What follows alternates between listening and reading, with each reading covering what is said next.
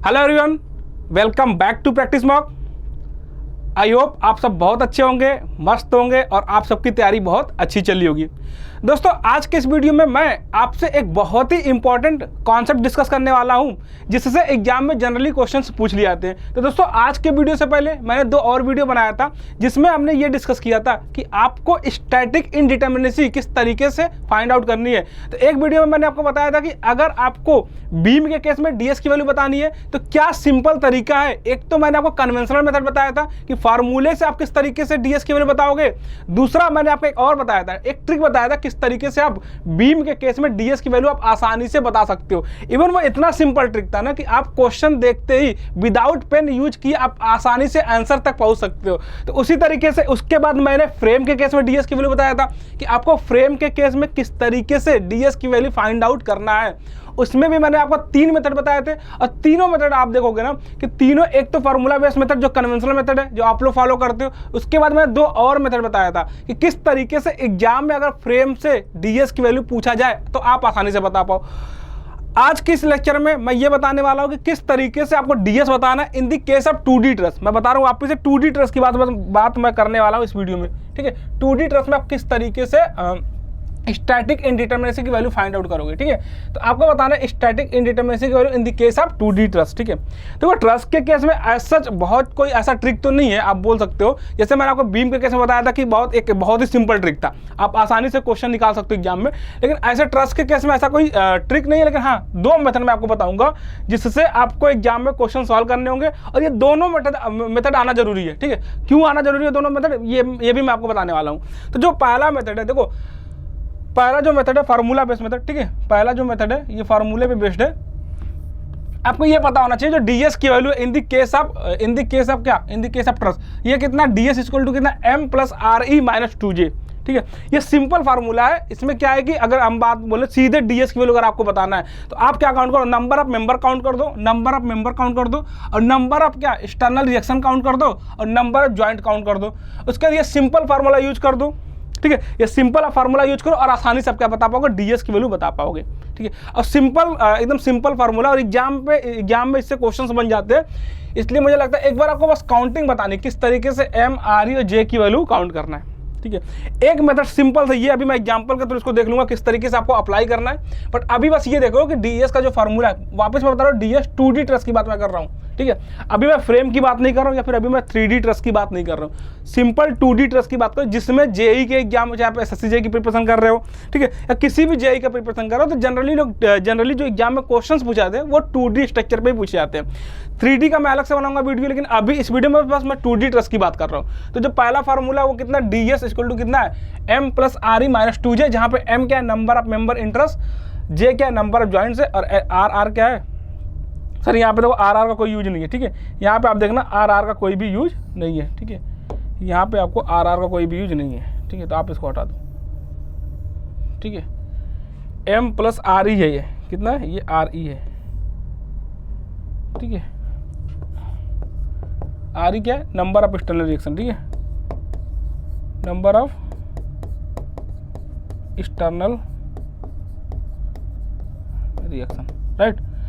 तो अगला जो फॉर्मूला है, देखो अगला इसके बाद अगर आप देखोगे, ठीक है, जो सेकंड मेथड है, सेकंड मेथड में क्या है कि आप एक काम करो, अगर आपसे डीएस की वैल्यू पूछा जाए, देखो ये यूनिवर्सल ट्रूथ है कि डीएस जो होता है, डीएस हमेशा किसके बराबर होता है, डीएस होता है डीएससी + डीएसआई के बराबर, ठीक है। तो आप एक काम ये कर सकते हो, या तो आप डीएस डायरेक्ट निकालो, आपके पास कोई ऐसा मेथड हो, कोई ऐसा फार्मूला जिससे आप डीएस डायरेक्ट बता पाओ। अगर आप डीएस डायरेक्ट नहीं बता पाते हो तो आप एक काम कर दो, डीएससी की वैल्यू अलग काउंट कर दो और डीएसआई की वैल्यू अलग कैलकुलेट कर दो, ठीक है। दो काम आपको ये करना है। तो ट्रस्ट के केस में, या फिर मैंने आपको ये भी बताया था, किसी भी, चाहे ट्रस्ट हो, चाहे फ्रेम हो, चाहे बीम हो, इस डीएससी हमेशा सेम होता है, ठीक है। अब चाहे कोई भी स्ट्रक्चर ले लो, DSC number of external static indeterminacy की वैल्यू हमेशा सेम होता है, और ये कितना होता है, RE - 3 होता है, ठीक है। RE - 3 होता है। तो जो डीएससी की वैल्यू होता है, नंबर ऑफ एक्सटर्नल, क्या ये क्या है, ये क्या है, number of external static indeterminacy है, एक्सटर्नल स्टैटिक इंडिटर्मिनेसी, ठीक है। और ये क्या है, ये नंबर ऑफ इंटरनल क्या है, इंटरनल स्टैटिक इंडिटरमिनेसी। ठीक है, तो आप एक काम कर दो, डीएससी की वैल्यू अलग कैलकुलेट कर दो और डीएसआई की वैल्यू आप क्या करो, अलग कैलकुलेट कर दो, और यहां से दोनों का जो समेशन होगा वही क्या होगा, डीएससी की वैल्यू, डीएस की वैल्यू होगा। अच्छा, ये अलग क्यों कैलकुलेट करना है? देखो कभी कभी एग्जाम में आपसे एक्सटर्नल स्टैटिक इंडिटरमिनेसी या फिर इंटरनल स्टैटिक इंडिटरमिनेसी की वैल्यू अलग से पूछ लेता है, तो फिर आपको ये बात पता होना चाहिए। देखो कभी कभी क्या होता है, आपसे डीएससी और डीएसआई की वैल्यू अलग अलग पूछ लेता है, इसलिए इसका भी फार्मूला आपको ध्यान होना चाहिए। मैं एक ही क्वेश्चन में सारे चीज आपको कैलकुलेट करके दिखाऊंगा कि आपको डीएससी कैसे कैलकुलेट करना है और डीएसआई कैसे कैलकुलेट करना है और डीएस अलग से किस तरीके से आप कैलकुलेट कर सकते हो। तो ये एक फार्मूला डीएससी की हो गया, RE-3 हो गया, और डीएसआई की हो गया M-2J-3 हो गया। तो ये आपको दो फार्मूला और ध्यान रखने हैं। तो टोटल ट्रस्ट के केस में अगर आप क्या बताना, डीएस की वैल्यू बताना है, तो आपको टोटल 3 फार्मूला है, ये तीनों फार्मूला आपको क्या होना चाहिए, ध्यान होना चाहिए। ठीक है, अब हम आते हैं सीधे अपने क्वेश्चन पे। ठीक है, एग्जाम्पल बताइए, ये अपना पहला क्वेश्चन है। अब देखो इस केस में, ट्रस्ट के केस में अगर आपको डीएस पूछा जाए, बस आपको काउंटिंग आनी चाहिए। ठीक है, नंबर ऑफ मेंबर और नंबर ऑफ जॉइंट की काउंटिंग आनी चाहिए। अगर आप एक बार number of member, number of joint count कर ले गए, तो फिर आपसे क्वेश्चन गलत नहीं होना है। जैसे ये आपके पास ये क्वेश्चन है, ठीक है, इस क्वेश्चन में देखा सिंपल काम क्या करना, बस आप एक काम कर दो कि आप सर इसमें से नंबर ऑफ मेंबर और नंबर ऑफ जॉइंट काउंट कर दो। तो अगर हम नंबर ऑफ मेंबर की बात करें, एम की बात, ठीक है, एम क्या, एम है आपके पास नंबर ऑफ मेंबर। ठीक है, अगर मैं एम की बात करूँ, नंबर ऑफ मेंबर की बात करूँ, ठीक है, तो यहाँ पे m कितना है, देखो काउंट करना है m कितना है, टोटल नंबर ऑफ मेंबर आपको काउंट करना है। देखो एक ये हो गया, 1 2 3 4, 4 तो ये हो गए। ठीक है, 4 मेंबर ये हो गया, अगला काउंट करना है, 4 ये हो गया। अब देखो ये 5 ये 6 ये हो गए।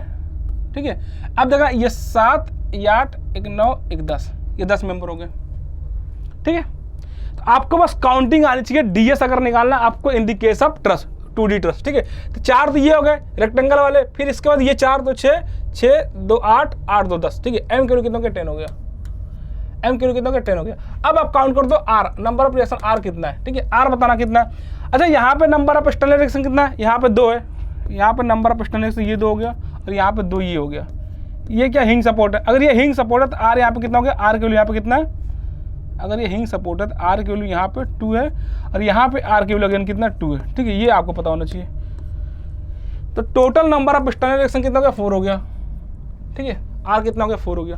अब जे ज्वाइंट काउंट कर दो, कितने नंबर ऑफ ज्वाइंट है। ठीक है, अब ज्वाइंट काउंट करने के लिए क्या करना है, देखो ये काउंट कर लो, एक यहाँ पे 1 2 3 4 ये हो गए, और ये 5 हो गए। ठीक है, अब देखना यहाँ पे ये ज्वाइंट नहीं है, आप इस बात को ध्यान देना। अगर यहाँ पे ये सारे ज्वाइंट नहीं, ये बस क्या है कि ये मेंबर इससे ओवरलैप कर रहा है, यहाँ पे ये आपको ये ध्यान देना, यही बस ज्वाइंट है। कितने ज्वाइंट है, केवल 5 ज्वाइंट है। ये सारे ज्वाइंट नहीं, ये ज्वाइंट नहीं है, ये सारे ज्वाइंट नहीं है। ठीक है, तो आपको ये बात ध्यान देना, ये ज्वाइंट नहीं है। ये इसमें क्या हो रहा है, इसमें बस ये मेंबर इसके ऊपर से पास कर रहा है। ठीक है, तो इसका मतलब ये क्या, ये ज्वाइंट नहीं है। तो टोटल नंबर ऑफ ज्वाइंट आपके पास कितना हो गया, 2 ये हो गया, 2 ये 4 1 5। ठीक है, तो आपके पास क्या हो गया, नंबर ऑफ ज्वाइंट कितना हो गया, 5 हो गया। ठीक है, अब आपको डायरेक्ट अगर आपको बताना, डायरेक्ट अगर आपको डीएस की वैल्यू बताना है, तो डीएस के लिए क्या फॉर्मूला था, डीएस था आपके पास कितना, m प्लस RE-2J।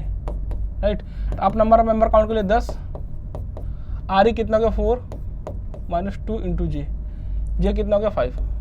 ठीक है, अब यहाँ से आप काउंट कर लो कितना हो गया, ये कितना हो गया 14 में से 10 गया 4। ठीक है, तो डीएस कितना होगा, डीएस आपके पास 4 आ गया।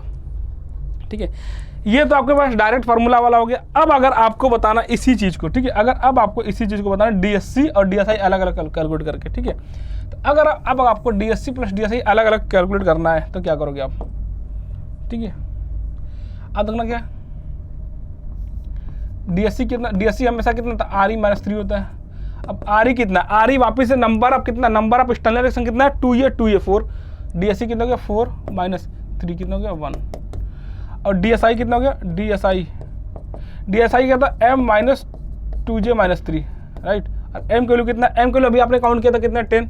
एम की वैल्यू 10 है, -2 इंटू J। J की वैल्यू कितना है, J की वैल्यू 5 है, -3। ठीक है, कितना हो गया, ये कितना हो गया, ये आ गया आपके पास 3। ठीक है, अगर ये 3 आ गया तो डीएस कितना हो जाएगा, डीएस आपके पास हो जाएगा कितना, डीएस कितना हो जाएगा, डीएससी प्लस डीएसआई। ठीक है, और डीएससी कितना, डीएससी आपके पास 1 है, और डीएसआई आपके पास 3, 8 कितना हो गया 4 हो गया। ठीक है।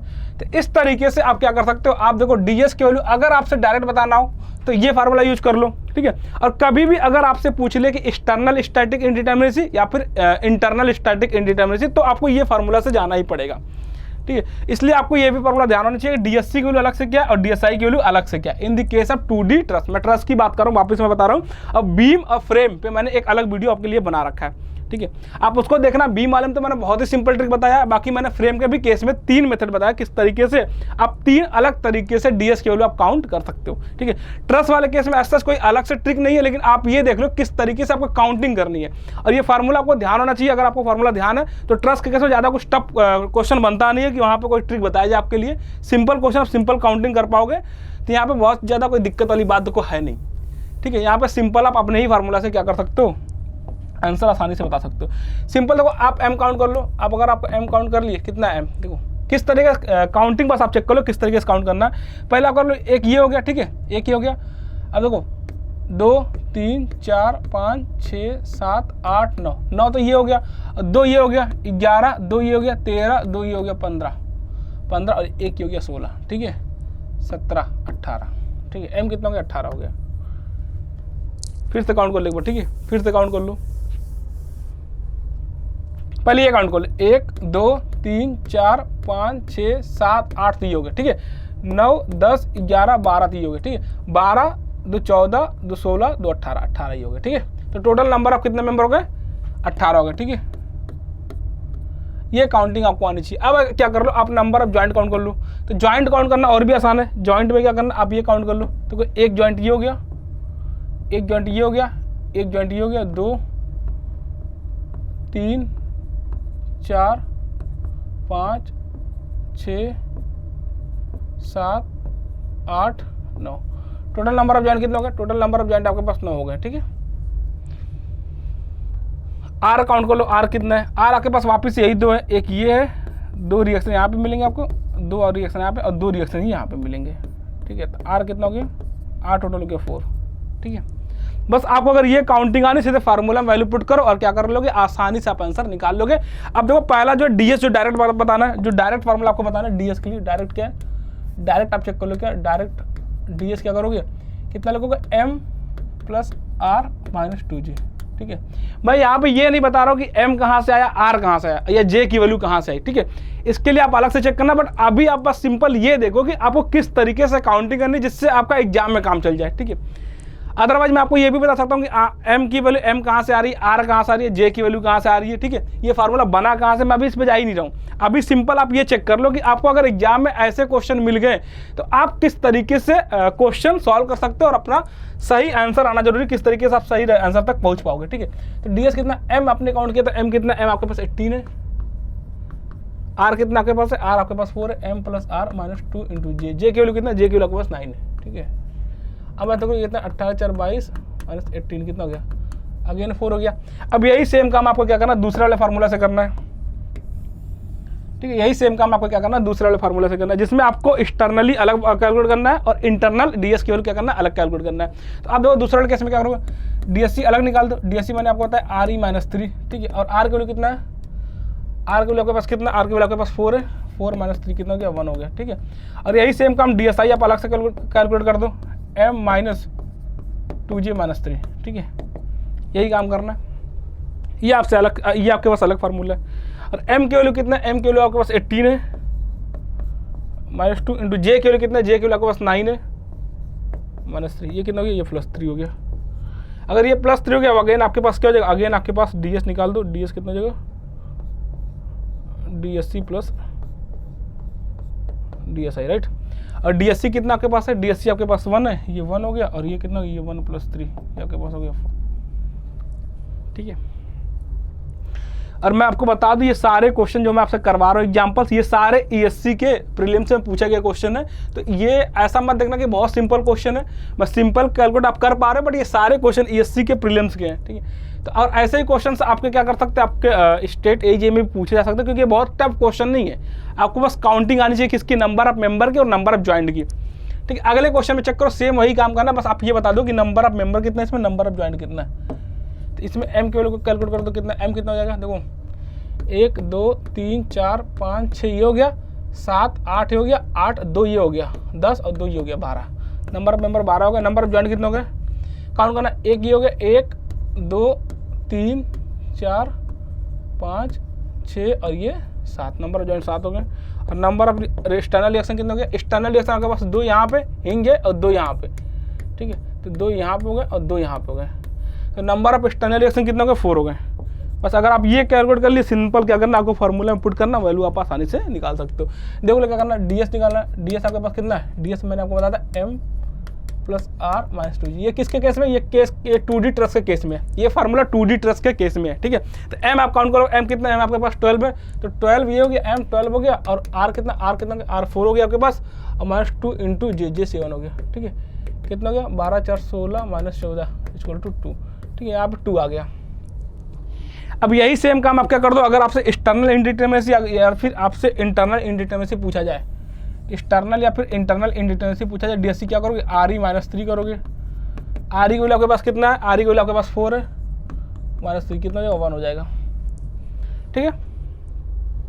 और डीएसआई कितना हो जाएगा, डीएसआई आपके पास क्या हो जाएगा, डीएसआई मैंने बताया था m - 2g - 3, राइट। m की वैल्यू कितना, m की वैल्यू आपके पास 12 है, -2 इंटू जे की वैल्यू कितना, जे की वैल्यू आपके पास 7 है, -3, ठीक है। तो ये कितना हो जाएगा 12 माइनस कितना हो गया, ठीक है, ये हो गया 1।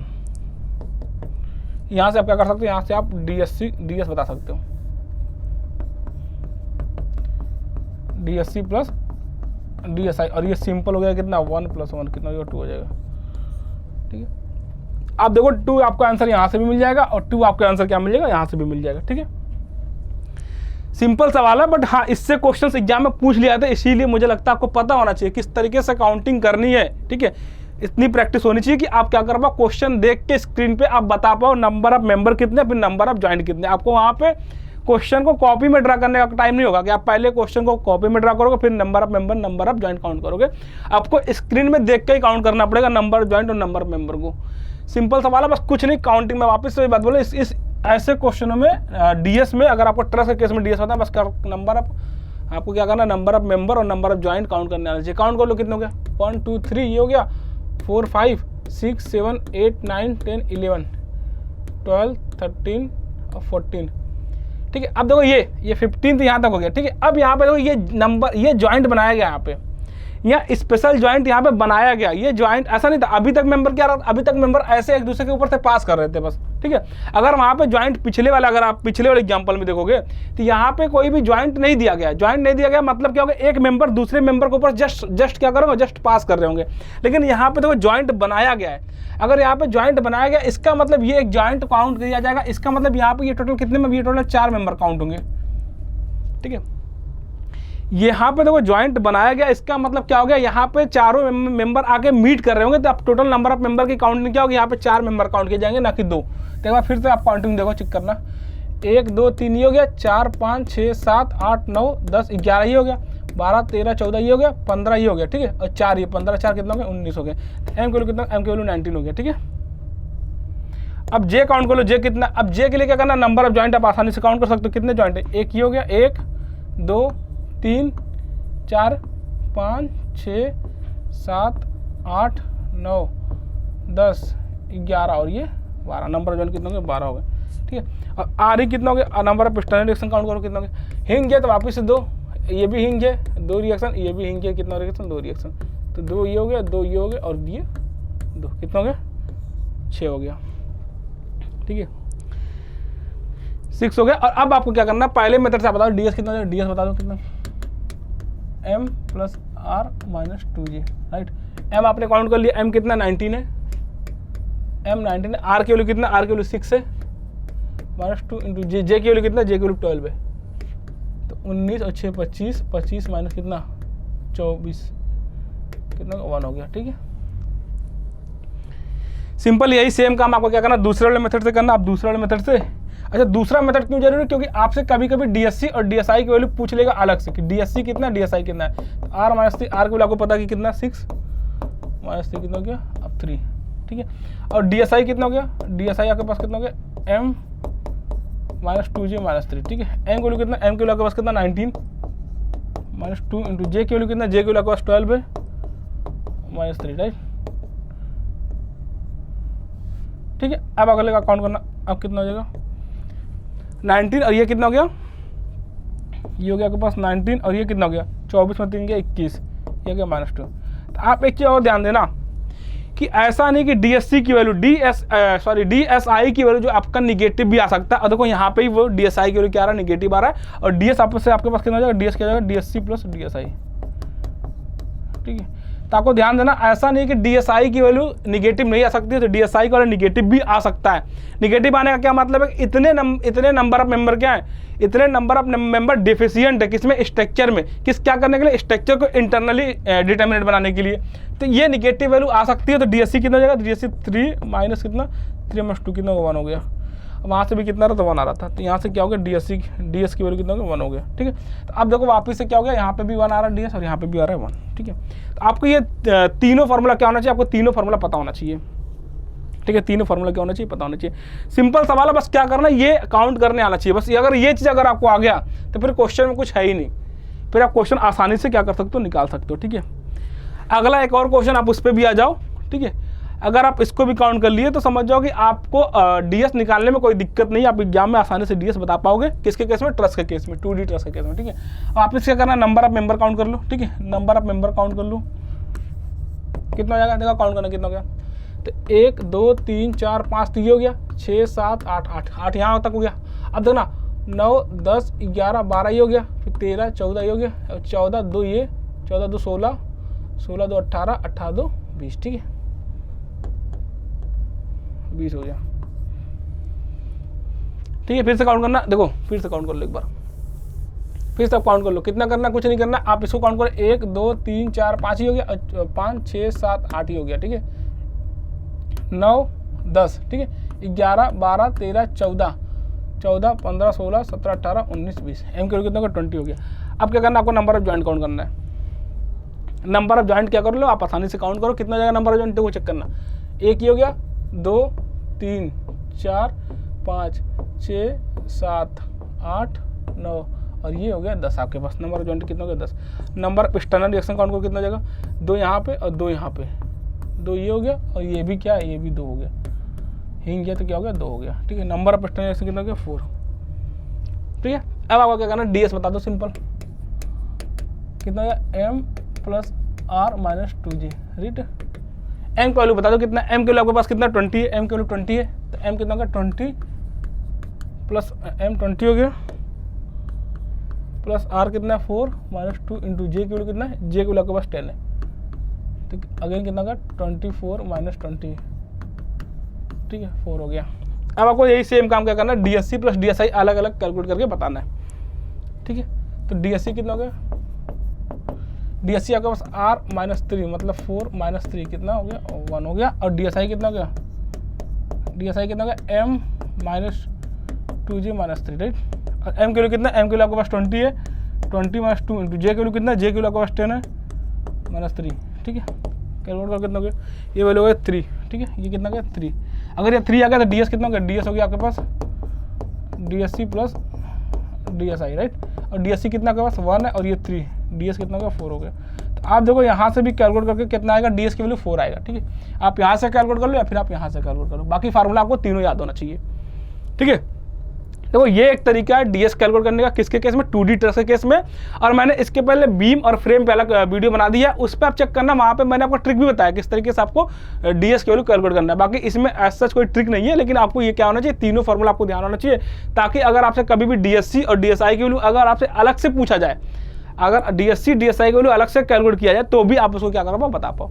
तो दोस्तों आज के लिए इतना ही है। आज इस वीडियो में डीएस कैलकुलेट हो गया, सिंपल सा आपके 15 मिनट की वीडियो में डीएस कैलकुलेट कर लिया आप ट्रस्ट के केस में, 2D ट्रस्ट के केस में। अब इसके बाद वाले वीडियो में आपको 3D ट्रस्ट के केस में अलग से बता दूंगा, बाकी आज के लिए 2D ट्रस्ट का ही है।